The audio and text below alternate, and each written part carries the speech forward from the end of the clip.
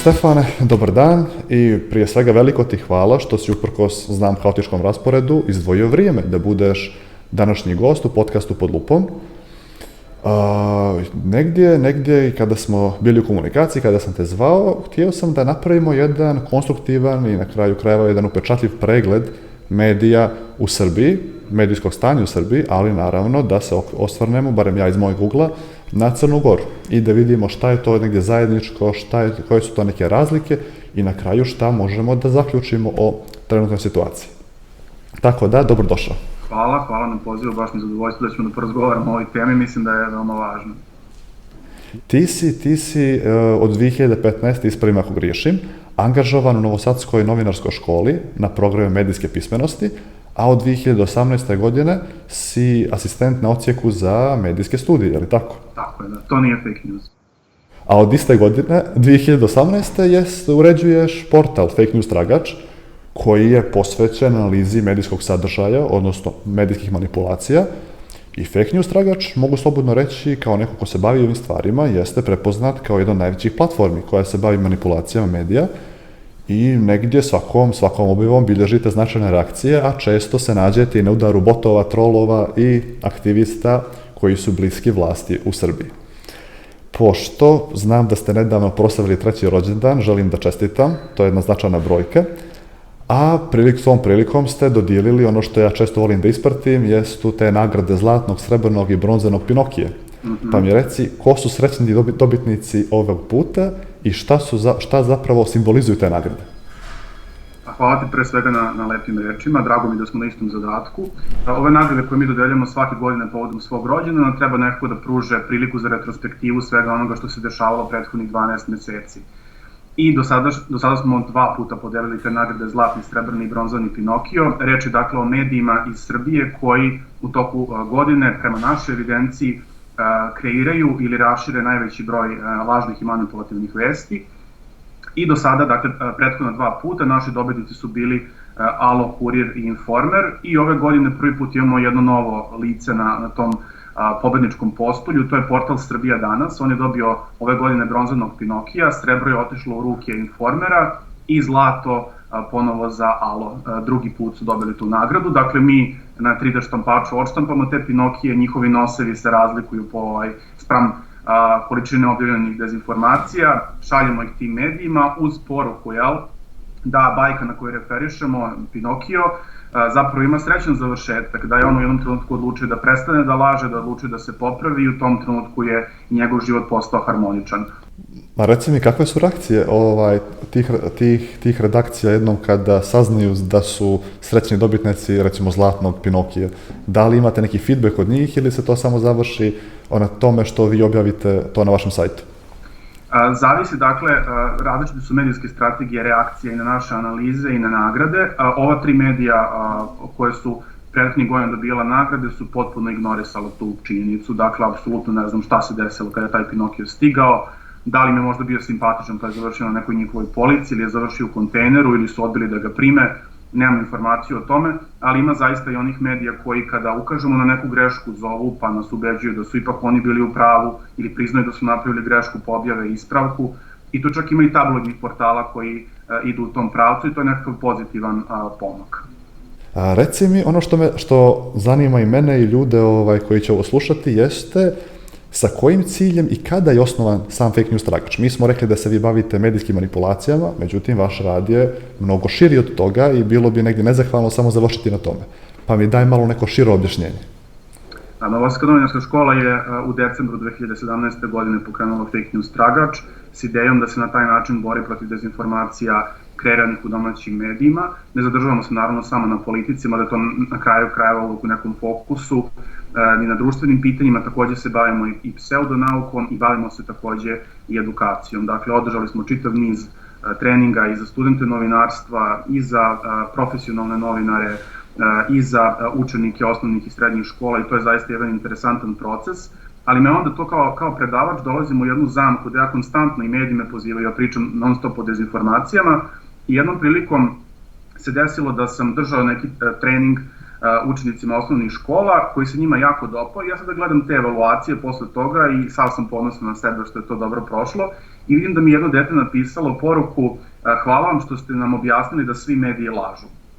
I tad sam shvatio da zapravo da sam upao jednu klopku, ponavljanjem iste priče, upozoravanjem, predstavljanjem tih alata za foto i video forenziku, koji su vrlo zanimljivi i svako može da ih koristi, besplatni su, dostupni su, učenike privuče ta priča, ali su onda otišli dakle u drugu krajnost, izvukli su neki zaključak do kojeg ja nisam želeo da ih dovedem, a to je da svi mediji lažu. I zato mislim da u svakoj prilici kada pričamo o medijima koji šire dezinformacije, manipulacije, ksenofobiju i tako dalje, da je veoma važno podcrtati to da u svim ovim zemljama regiona, koliko god medijska slika bila loša, da ima zaista mnogo novinara koji profesionalno, odgovorno, časno rade svoj posao za vrlo male plate i vrlo često rizikujući i svoju bezbednost i svoju privatnost, rizikuju to da budu izloženi udaru ovih predatorskih medija, da završe na nekim naslovnim stranama, iako su radili isključivo u javnom interesu. Dakle, mislim da to non stop treba podvlačiti kada god pričamo o dezinformacijama i ovu drugu stranu predstavljati.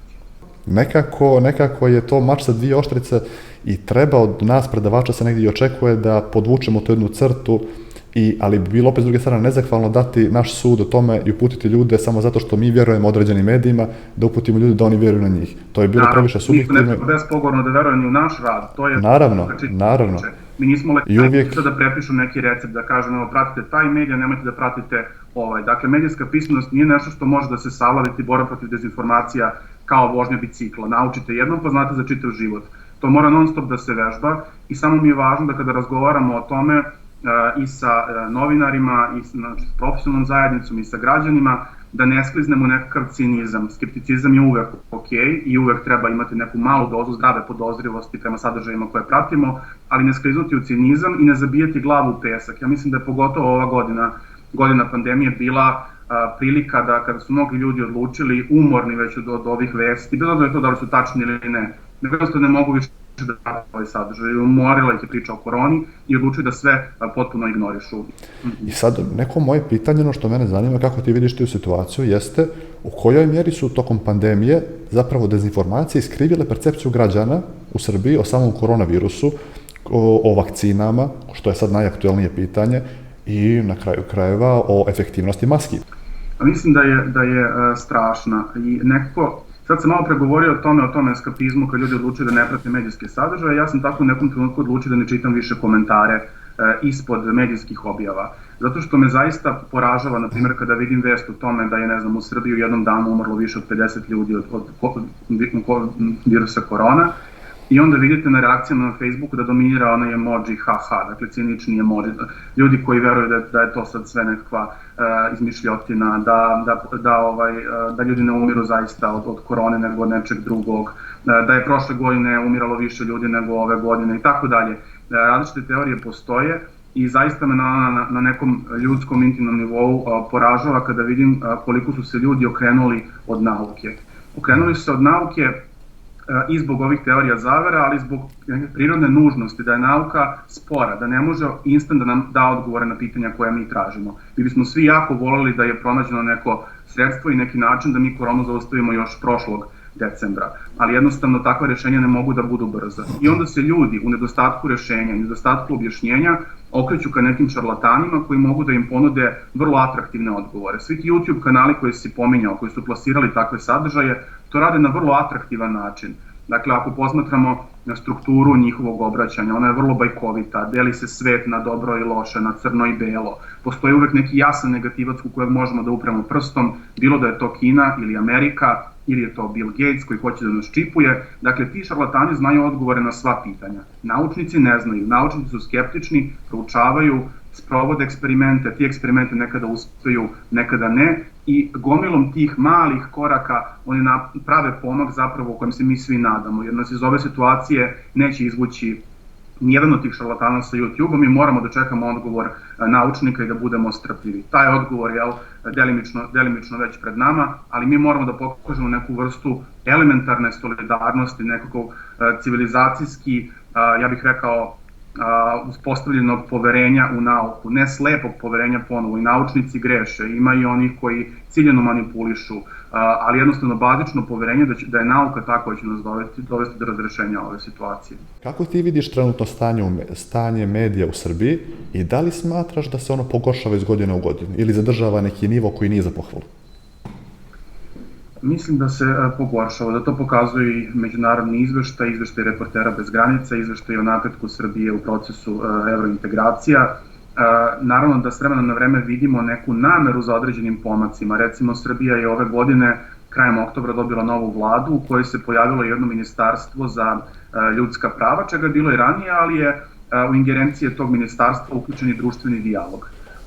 I samo nekoliko nedelja nakon toga mi imamo situaciju u Skupštini Srbije koja je gotovo u potpunosti lišena opozicije, mislim nema opozicije, nema prilike za sučeljavanje stavova, za postavljanje pitanja ministrima i predstavnicima vlasti. Imamo onda jednu poslanicu Srpske napredne stranke koja otvoreno targetira tim etiketama iz 90. godina, domaći izdajnik i strani plaćenik, antisrpski mediji, dakle N1 i Nova S. Dakle, u Skupštini Srbije nešto što bi, kako da kažem, čak i ukoliko je to njen privatni, lični stav, ukoliko je duboko uverena u to, makar neka osnovna mera opreza, kulture, javnog dijaloga nalaže da ne možete na taj način da etiketirate one sa kojima se ne slažete. Tako da mislim da je situacija zaista strašna, ali ja, da budem sasvim iskren, ja nisam na toj prvoj liniji udara. Rekao bih da su to pre svega novinari koji se bave ozbiljnim istraživačkim novinarstvom, redakcije Birna, Krika, Cinsa i tako dalje, pa i novinari recimo televizije N1 koji se vrlo često pojavljaju na tim konferencijama, postavljaju pitanja od javnog značaja koji se predstavnicima vlasti ne dopadaju. Ono što je meni negdje zapalo za oko tokom istraživanja, pogotovo medija za vrijeme koronavirusa, jeste uplitanje Kine. Doduše, ne direktno kroz njihove medije, već kroz neke određene druge strukture u Srbiji i gdje je pandemija iskorištena za plasiranje određenih političkih narativa. O tome kako je Kina zemlja koja se uspjela prva uspješno izboriti sa koronavirusom, do toga kako EU apsolutno ništa ne radi i kako je zapravo zaboravila na zemlje Zapadnog Balkana.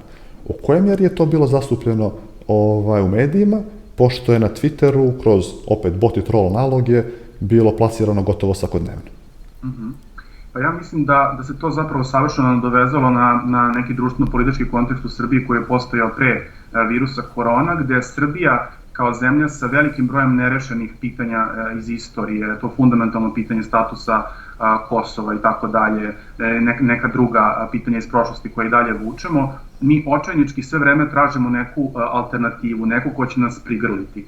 Pa se onda možemo setiti na primjer predsjedničkih izbora u Americi u prethodnom ciklusu, kada smo imali urednika Informera, odnosno list Informer koji je zakupljivao billboard u Beogradu gde čestitaju Donaldu Trumpu rečima Trumpe Srbine, i onda nekoliko nedelja nakon toga kada je Trump najavio podršku uspostavljanju vojske Kosova, onda imamo iznad logoa Informera na naslovnoj strani Trump najgori šiptar. Pa smo onda imali dakle te izuzetne odnose sa Rusijom, pa su onda se ti odnosi sa Rusijom pomalo narušili nakon ovog Vašingtonskog sporazuma, kada se Vučić sastao sa Trumpom i ispregovarao neke stvari koji se ne tiču direktno statusa Kosova i obećao, vidjet ćemo kako će se ona odvijati u budućnosti, pa smo se onda malo okrenuli Kini. Ali zapravo uvek imamo, ja mislim, nekakav kompleks niže vrednosti, da nismo prihvaćeni, da smo na putu za Evropsku uniju već 2 decenije, da nas tamo ne žele i da mi moramo da pronađemo sad neke nove saveznike. Sad, za kraj, mislim jedno jako zanimljivo pitanje, vizionarsko prije svega. Gledao si Gospodar prstenova, sigurno jesi? Nisam.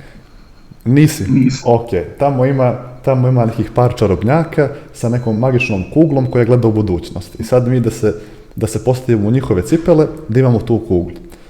Htio sam da te pitam kako vidiš problem dezinformacija u narednih 5 godina. Da li će za 5 godina to biti nešto što će biti na nivou u kojem je sad, odnosno predstavljati jednu od ključnih problema, prije svega bezbjednosnih izazova, ili će se naći neko rješenje kako se to suzbiti?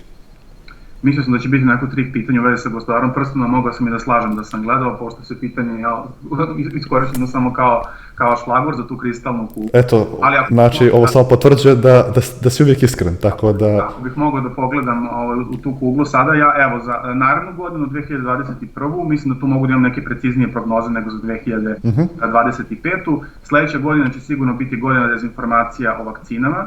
Ja sam siguran da će bilo kakav osip koji se pojavi na koži predstavljati povod različitim medijima da izveštavaju o tome da vakcina izaziva veliku smrtnost, da treba da se klonimo kao đavo od krsta. Dakle, bit će tolika količina dezinformacija s kojom verujem da ni svi ovi regionalni portali koji se bave fact-checkingom, proverom podataka neće moći da se izbore, ali to sad možda i poruka za nas da tokom ovih praznika krenemo više da čitamo, da se udubljamo u tu temu, ne da bismo mi kao eksperti davali svoje mišljenje, nego samo da bismo videli gde tražiti proverene podatke i kako se boriti protiv dezinformacija. U nekoj široj perspektivi za 5 godina, nadam se da će toliko biti dovoljno da savladamo koronu i da se vratimo na naše standardne teme. Mislim da bar što se Srbije tiče, da se situacija neće znatno popraviti. Vidim da društvene mreže i Facebook i Twitter, ali i YouTube nastoje da vode više računa o tome šta se sve tu objavljuje i koji su potencijalno štetni sadržaji, ali takve njihove akcije mogu imati nekakav bumerang efekat. Pogotovo, evo, govorio se o ovim teoretičarima zavere, da ako im zabraniš, ukineš, smanjiš vidljivost nečega, onda će oni reći, evo dokaza da je ovo duboka država utiče, Facebook cenzuriše istinu i tako dalje. Biće uvereni da su deo nekog posebnog tima koji pruža inat, koji pruža otpor tim tradicionalnim uverenjima i možda će još više pohrliti u tu neku drugu krajnost, u verovanju neke potpune besmislice.